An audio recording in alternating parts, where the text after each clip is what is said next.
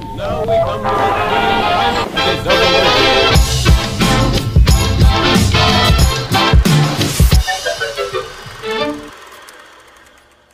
Gawa tayo ng maha bigas. Before po kayo maggata ay meron po akong i-separate na 1 cup na kinudkod na nyog. Depende na po sa inyo if ang ipla-toppings nyo po is latik or yung ganitong style na sinaunang panahon. So ilagay na natin yung ating 1 cup na nyog. Sasangagin po natin yan sa mahinang apoy lamang po para maiwasan ang pagkasunog at para hindi siya pumait. So, okay na ang pagka-golden brown nito mga kamamsi. Off na natin yung ating stove. Good morning mga kamamsi ko dyan. So, eto na po't gagawa na naman tayo ng isang kakanin na tamang-tama na. Pwede nyo panghanda ngayong undas. So, maglalagay po muna ako ng pangalawang gata dito sa ating lalagyan. Bali, 5 cups po na pangalawang gata ang inilagay natin dyan. So, maglagay tayo ng ating rice flour or giniling na bigas. 2 3/4 na giniling na bigas or rice flour. Saka natin haluin.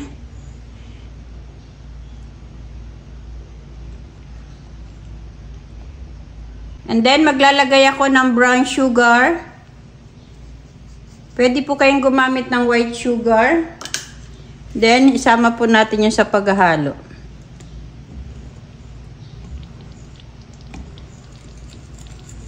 Magdadagdag lang po tayo mamaya if kukulangin ang tamis. Meron pa tayo ditong natira na 1 cup na pangalawang gata. Ilagay na natin yan dyan. Ito yung ating kakanggata. Ilagay na rin natin dyan. Bali 1 1/4 cup na kakanggata ang inilagay ko. Bali 2 malaking nyog po ang aking gagamitin dito sa ating kakanin. Then hihintayin lang natin siya na medyo kumulo ng konti. Sasarain ko po yung ating mixture mga kamamsi. And then, salain nyo po para sigurado na walang buo-buo yung inyong gagawin na kakanin. Medyo kumukulo na yung ating gata. So, dahan-dahanin lang po natin ito para hindi naman tumalsik.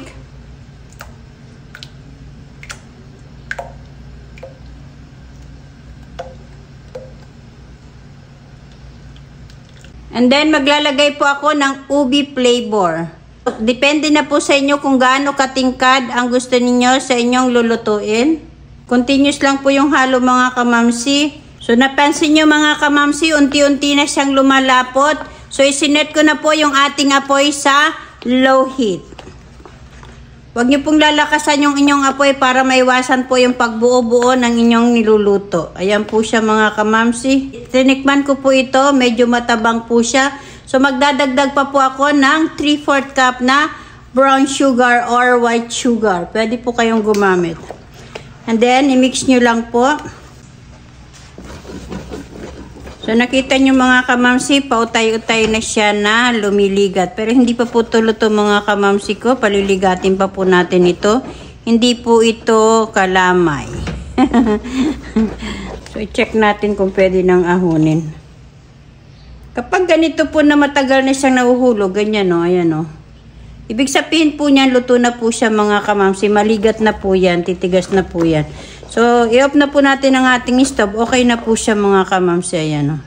Ito po yung oil na ginamit ko pa dun sa ating bikod, dun sa natira sa latik. Then, i-grease po natin.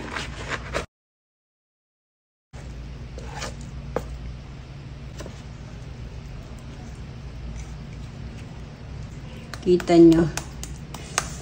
Napakaganda yung pagkakaluto niya mga kamamsi. Nilagyan ko ng plastic yung ating kutsilyo.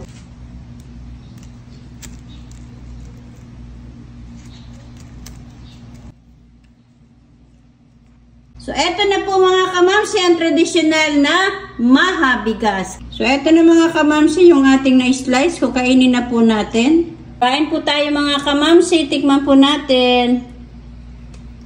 Yung pong asukal niya, tamang-tama lang yan po. I-try nyo mga kamamsi, masarap po siya.